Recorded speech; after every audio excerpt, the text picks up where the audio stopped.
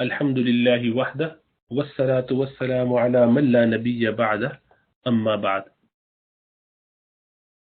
Surah Yusuf alayhi salam we've been discussing for the last few weeks.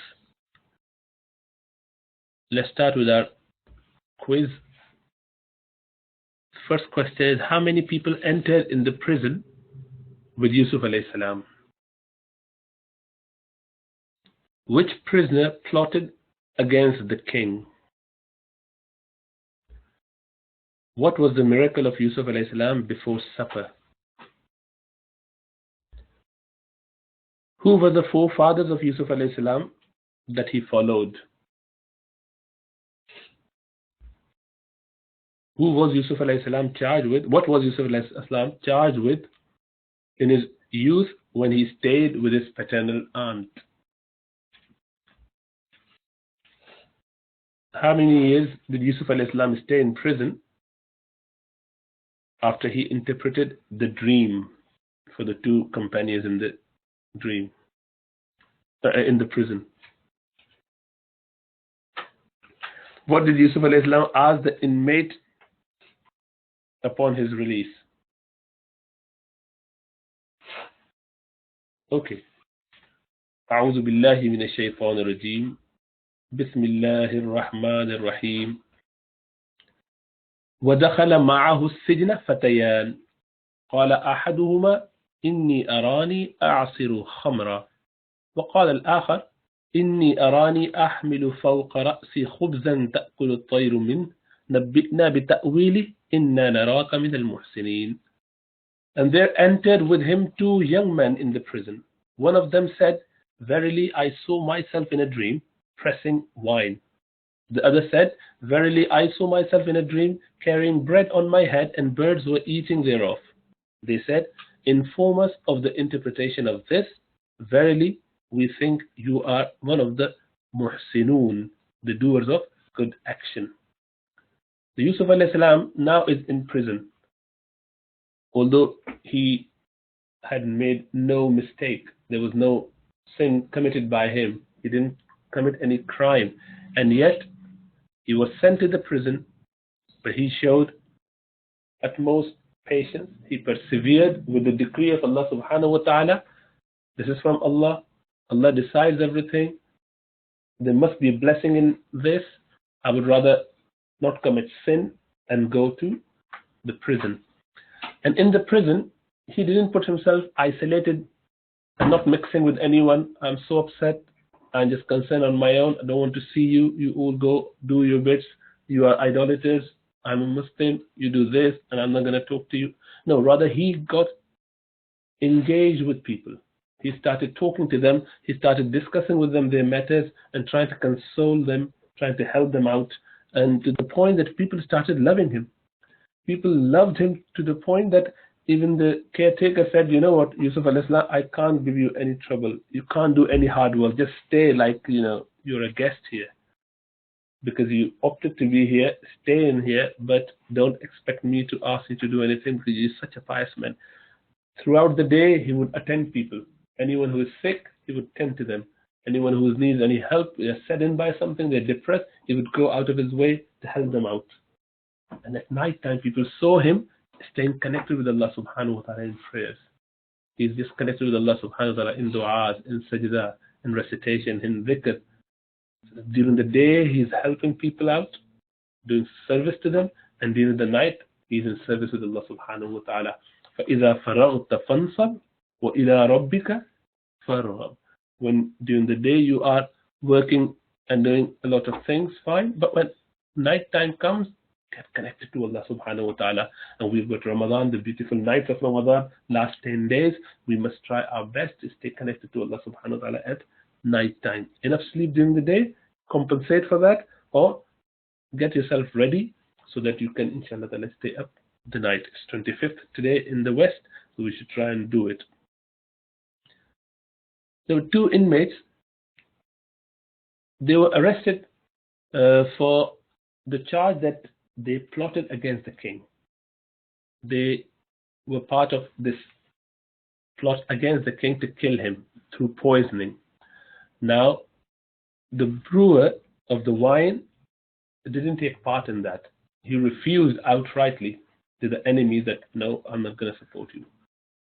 The baker, on the other hand, he got involved. He said, yeah, I would do it for some penalty, poultry cash or gain, whatever little money they offer, some gold they offer, yeah, for some poultry gain.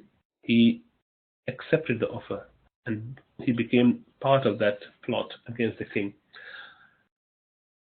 Somehow, the brewer of the wine, he couldn't, carry on, and he showed his shaking because he knew there's poison in the bread, and he didn't want to be part of that. But he couldn't tell the king because if he did, he might be in trouble as well with the enemies, the secret enemies. And so, because they threatened him, if you did tell anything, to tell anyone about this at all, you'll be in trouble. So, but when the king got the idea, he said, okay, what's happening here? Is that food okay? He couldn't say yes or no. Okay, come here, drink it. He just drank because there was no poison in it. When he asked the baker to take part of the bread, he just refused. He said, okay, you guys are plotting against me. Put them in the prison. So that is how they came to the prison, and everyone started charging each other. So both started saying that, oh, he's the one who plotted. No, he's the one who plotted. I didn't do it. She did it. He did it. Then this is how it went on. That is why it became a bit unclear who was the guilty party. So this is why when they had the dream, they discussed with Yusuf al-Islam because they found him very nice and kind man. Now there's difference of opinion. So then Abdullah ibn Abbas and some other companions and other exegetes, the mufassirun in their exegesis, in their tafsir commentaries, they suggest that it was not a true dream, rather they made up dream and they said they wanted to test Yusuf al-Islam.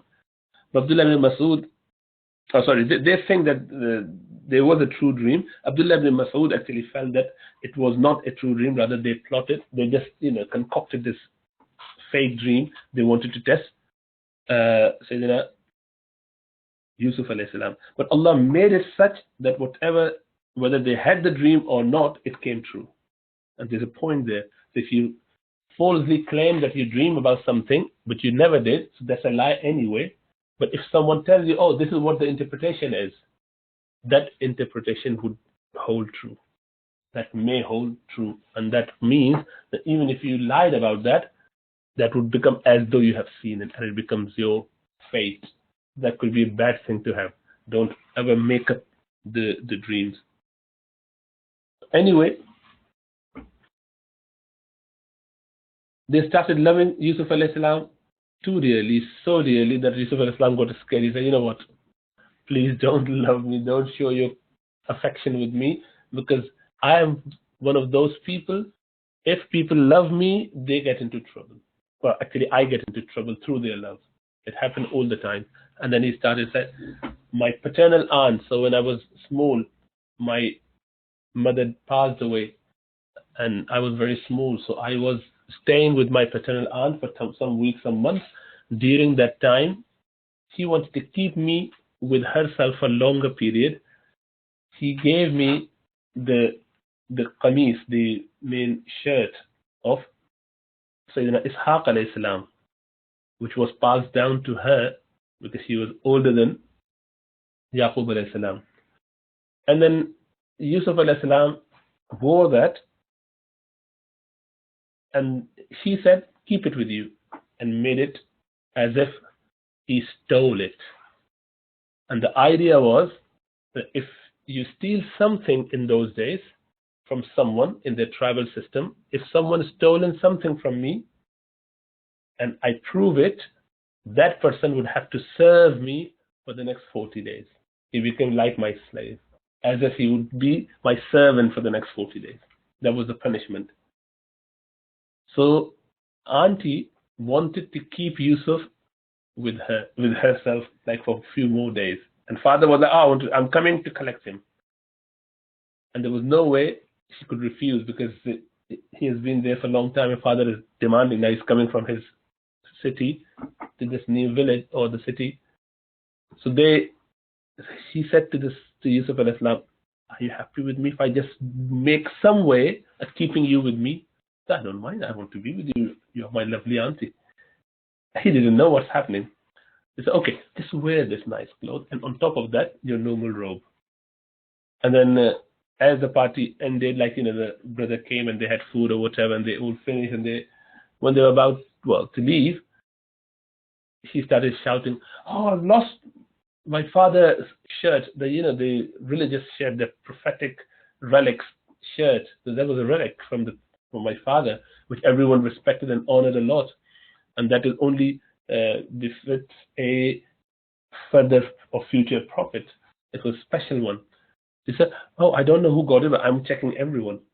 So she then started checking everyone, and obviously she found Yusuf al-Islam was wearing it inside. He said, and then she said, oh, I only made you, wear it for a few seconds, and it was just to show you, but I think you liked it, you kept it with you, didn't you? And he was like, what do I say? He just got gobsmacked. And they said, no, you have to serve me. And Yaqub al-Islam, you love your nephew too much, and now here you're charging your nephew with the theft. How could you do that? So I don't care. That's a law. We have to stick with that. I'm not going to let him go. He needs to stay here. He would serve me for the next 40 days. And that's how he stayed there for some days. And obviously people heard the sort of rumors that, like, gentle or naive sort of, or you could say sort of silly stealing going on in the family, which was not a major steal of any sort, but the aunt made it a point, and then she wanted to keep Yusuf al-Islam out of love for Yusuf al-Islam for some days. So she said, so my aunt loved me, and I ended up being in trouble for that. Then my father loved me, and I ended up being in the well. And I was then, sold in Egypt. Then the life in the household of Aziz, I was enjoying. I had no trouble. Then the lady started loving me. I ended up in the prison. So please don't love me. I don't want you to cause me any more trouble. If you really love me, don't do it. But anyway, Yusuf alayhi salam then obviously explained to them, but with a condition. He said, I'm going to tell you the dream interpretation after the food has come. And shall I tell you what? The food would come to you in such and such a form. There'll be this, there'll be rice, there'll be fish, there'll be whatever. He explained everything as a miracle. And one important point is that who do you seek interpretation from? If you need any help, scholarly person, someone who is pious, someone who is righteous, not anyone and everyone. Oh, let me ask my friend, let me ask that person walking on the street. No, you just go to the righteous person. That's what they say. You are a good man of a good character, man of a good deed. We want you to tell us. So where to take knowledge from? Even the non-Muslim in the prison knew it. But now even Muslims don't know where to take knowledge from. They Google it without knowing the person and the aqidah of the person, without knowing who that person is, what is his background, what is his knowledge, what is his credibility. We just go after him. Whatever he says, oh, that suits me, I take it. That's not the way. That's very bad. We should only go to qualified people, scholars. Then he said, Yusuf alayhi salam, قال لا يأتيكما طعام ترزقانه إلا نبأتكما بتأويله قبل أن يأتيكما ذلكما مما علمني ربي إني تركت ملة قوم لا يؤمنون بالله وهم بالآخرة هم كافرون. He said, no food will come to you as your provision, but I will inform its interpretation, means the dream's interpretation before the food comes. This is of which my Lord has taught me to interpret the dreams. Verily, I have abandoned the religion of people that believe not in Allah and are disbelievers in hereafter. These are the people of Egypt, Canaanites of Egypt. And they were polytheists, they used to worship sun and other false deities. So this is a special miracle that Yusuf al-Islam could tell them every time the food would come. What is going to come for your food? What is in the menu? From family, from whoever it comes. So, and he said, Allah subhanahu wa ta'ala taught me. He never showed that, oh, I know it. See, this is my miracle. I can do it. No, he never referred back to him.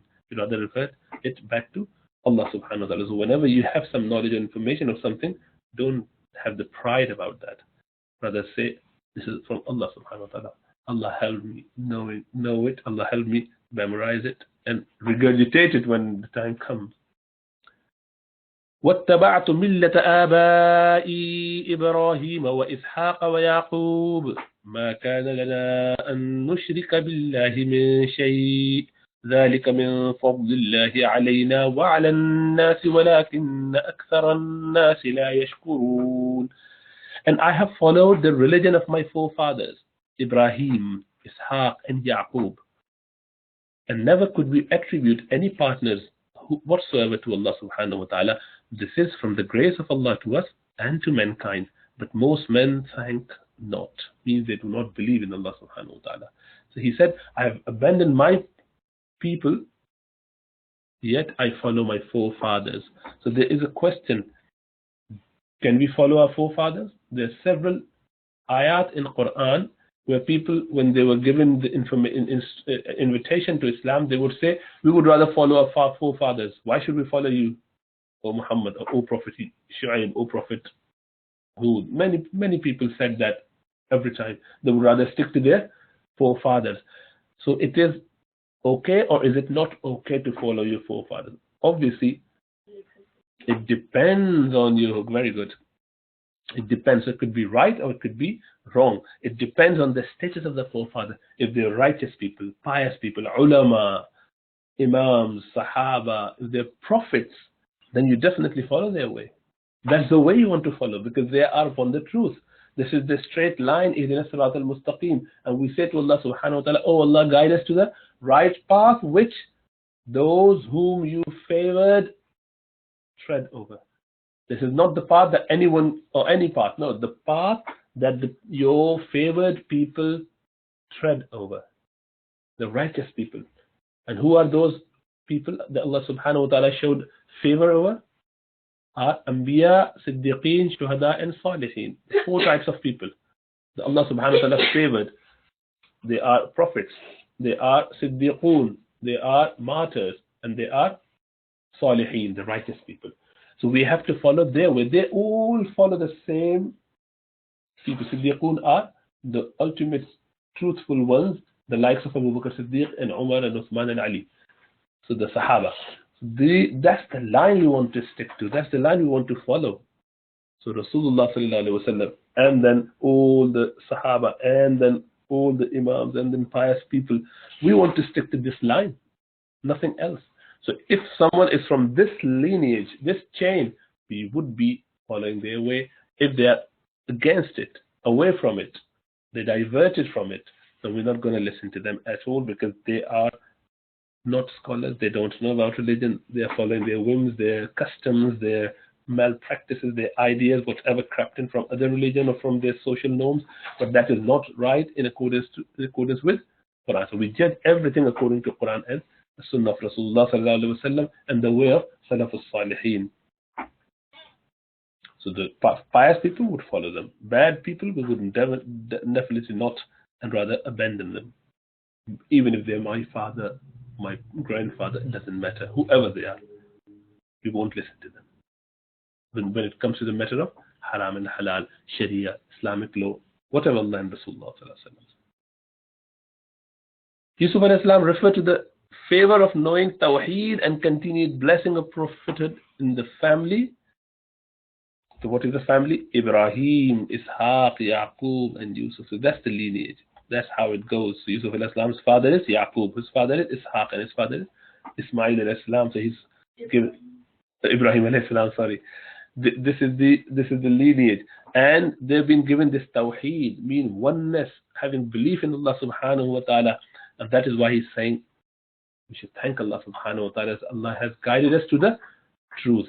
If people knew about tawheed, the oneness of Allah subhanahu wa ta'ala, those who understand that and practice it, they are the most favored people. And Allah said, if you show gratefulness, your gratitude, your thankfulness to Allah subhanahu wa ta'ala for any favor that Allah has given you, Allah will increase that favor. لَإِن شَكَرْتُمْ لَأَزِيدَنَّكُمْ. So that is why Yusuf alayhi salam was thanking Allah subhanahu wa ta'ala for the favor of Iman. Think about ourselves. Do we ever thank Allah subhanahu wa ta'ala for the faith? Oh Allah, I thank you for the fact that you have given me the Iman, the wealth of Iman. Do we thank Allah for that? Many a time we thank for food, many a time we thank for other things, but sometimes we forget about thanking Allah subhanahu wa ta'ala for the most important treasure, most important gift, which is the tawheed, the oneness of Allah subhanahu wa ta'ala, which Allah subhanahu wa ta'ala has blessed us with. Alhamdulillah. Alhamdulillah ala ni'matil Islam wa kafa biha ni'ma. Alhamdulillah ala ni'matil Islam wa kafa biha ni'ma. What a beautiful blessing this faith is. Then he said, Ya sahibayi sijn, arbabun mutafarriqun khayrun amillahu al-wahid al-qahhar. Then he started inviting them. He found this opportunity. They have asked you something. He started introducing himself and also giving them da'wah, giving them a very nice sermon to tell them to, give them thoughts that why would you worship more than one God? What do you think? Oh, my two companions, what do you think? Are many different lords, many different gods better, or Allah, the one who is the Qahhar, the irresistible, the powerful? If you had more than one God, don't you think there will be disarray, there will be a lot of chaos in the world? How could there be harmony in the universe that we are seeing when there are more than one God? They must be fighting over each other, over so many different things with each other. They would say, oh, I want it like this. No, I want it like this. Who is the strongest of the two? They will fight. And then, how could they agree on everything? One has to submit to the other. Two gods, more than one God, cannot be God, because they're definitely either they're both, one is stronger than the other, or they're both equal. They can't be equal. If they're equal, why they have not got independent right to do whatever they want to do? They should be able to do whatever they want to do. Yes, so they can't be God. So the wisdom, Yusuf alayhi salam used his wisdom to highlight, to insinuate, to invigorate, to invoke a good thought in their mind, appealing their intellect, saying that, look, what do you think? And obviously everyone will think, yes, I think if there was more than one God, there'd be more problem.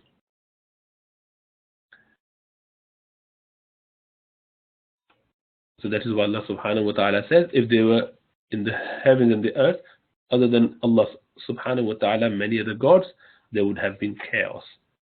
There would have been chaos. Then he said, ما تعبدون من دونه إلا أسماء سميتموها أنتم وآباؤكم ما أنزل الله بها من سلطان إن الحكم إلا لله أمر أن لا تعبدوا إلا إياه ذلك الدين القيم ولكن أكثر الناس لا يعلمون. You do not worship besides him but only names which you have named forgedly. You and your fathers, you just concocted it, for which Allah subhanahu wa ta'ala has sent down no authority. There's no proof to believe that they are God. These are just man-made false idols. The command or the judgment is for none but Allah. He has commanded you that you should worship none but him. That is the true straight path, but most men don't know. So most men,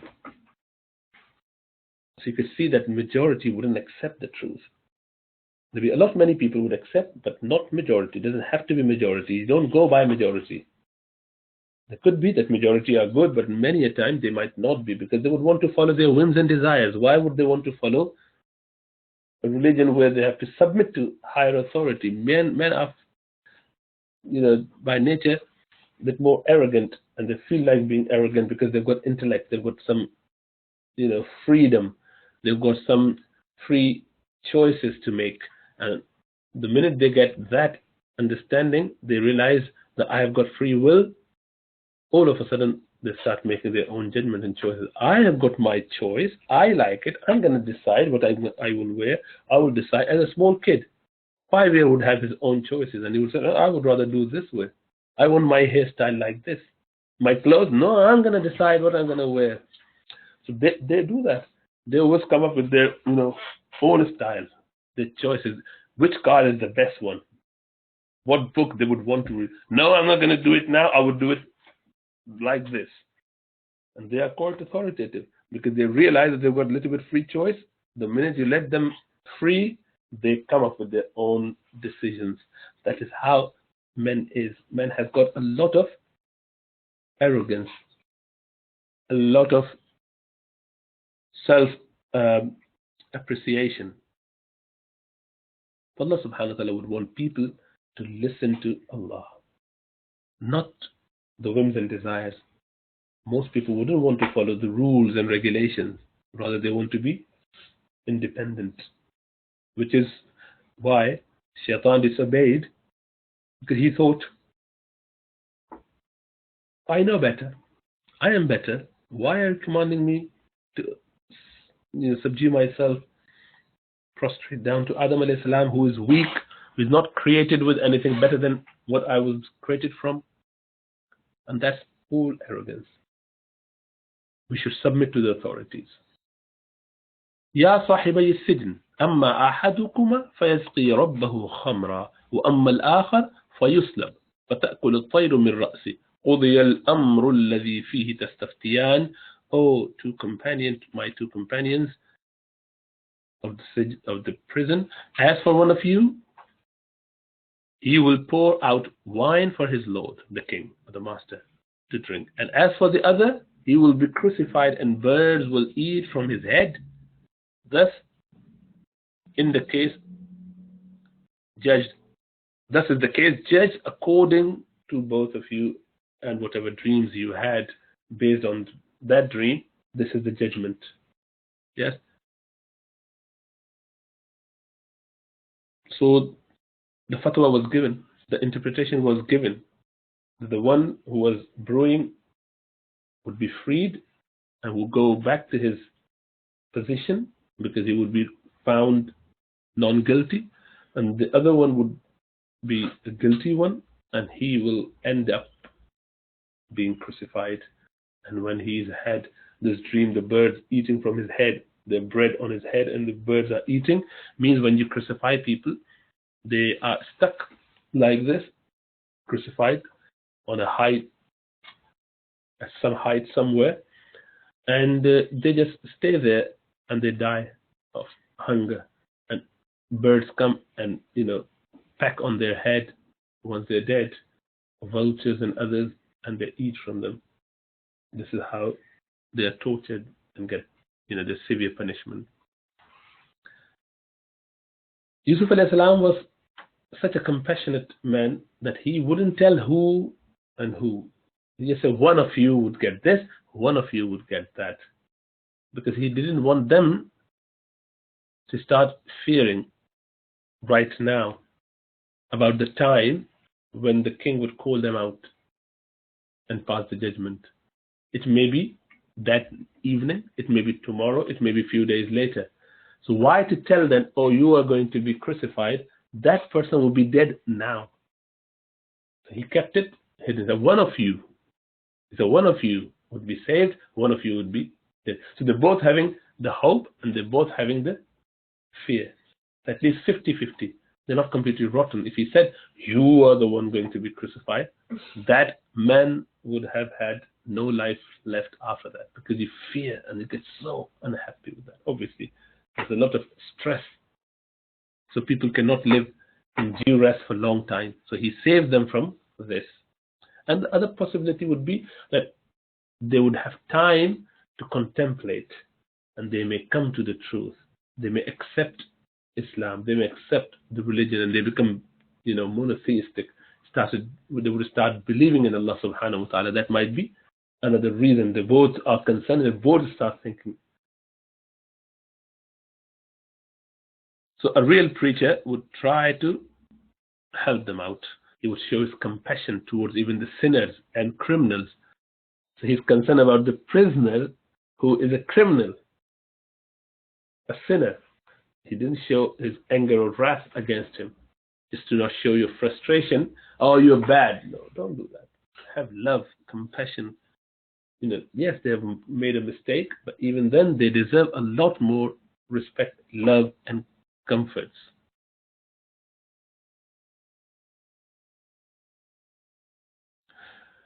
Then وقال للذي ظن أنه ناج منه اذكرني عند ربك فأنساه الشيطان ذكر ربي فلبث في السجن بضع سنين. And he said to the one whom he knew will be saved, he said, mention me to your Lord. But Shaitan made him forget to mention it to his Lord.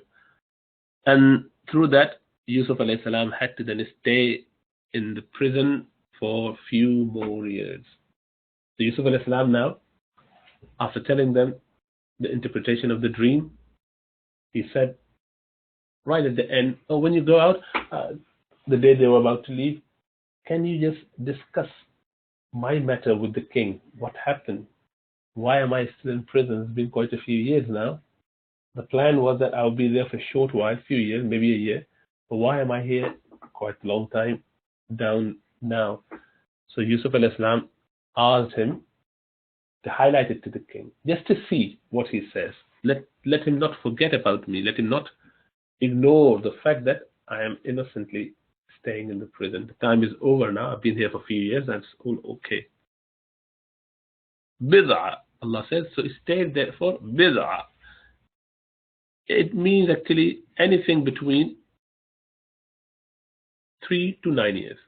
So he stayed 3 to 9 years because the wine brewer, he forgot to mention this to the king. He said that I will, but he forgot. Allah made him forget. And the Yusuf alayhi salam then had to stay in the prison for a few more years. The commentators say it was about 7 years, between 3 and 9 years, but majority say it was about 7 years that he stayed in the prison for 7 more years. So why was that Allah subhanahu wa ta'ala let him stay there for extra years? Here is the point. Yusuf alayhi salam is one of the mightiest prophets. To trust other than Allah for the common man is perfectly fine. If I come to you and ask for some help, that's okay. So for a common believing person, this is okay to take some intermediary. But for the prophet, they should just go straight to Allah subhanahu wa ta'ala, not to any human being for any help. And that is why when Rasulullah sallallahu alaihi wasallam would tell the Sahaba, some of the Sahaba, he said, don't ask any help from anyone. Don't seek help from other human being. The Sahaba would be, if they were riding on the camel and they happened to had their, whip or something fall down, they would not ask any walking past person, the passers by, can you pass it on to me? I'm not going to ask mankind, any human being. They would dismount the camel. And it's not easy. You have to settle the camel down. The camel will sit down and then you come off. You just take it. Your journey is delayed by another 5, 7, 10 minutes. And then you cannot ask camel to straight away stand up. It may take a few more minutes. So they would go out of their way. So even to pick their whip or something that has fallen down from the camel, because they cannot take it from there, they would not ask any person walking past to help. So rather we ask Allah subhanahu wa ta'ala and then do ourselves. They would not extend their hands to get some help from other than Allah, because these are the elect people. the highest, the Ashab al-Muqarrabun, the top level people. For them, Allah subhanahu wa ta'ala has obviously highest status in Jannah. Allah says, they are the closest to me. The righteous people, the bad people, and the closest ones. So the bad people are in hellfire, the righteous people are in Jannah. But those who are the Muqarrabun, the elect, the elite, the highest level people, they will be with Allah subhanahu wa ta'ala, very close to Allah subhanahu wa ta'ala, close to His throne. They are special people. So they say that Hasanatul Abrar, Sayyiatul Muqarrabin.